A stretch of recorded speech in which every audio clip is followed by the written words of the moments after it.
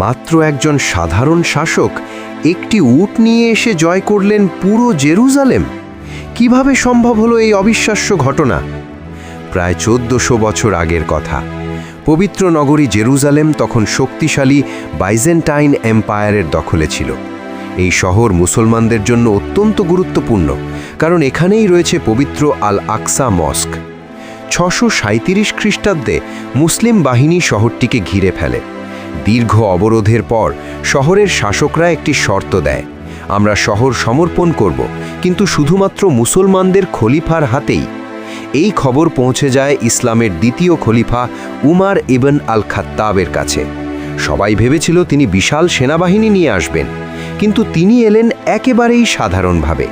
একটি উট, সাধারণ পোশাক আর আল্লাহর প্রতি অগাধ বিশ্বাস নিয়ে।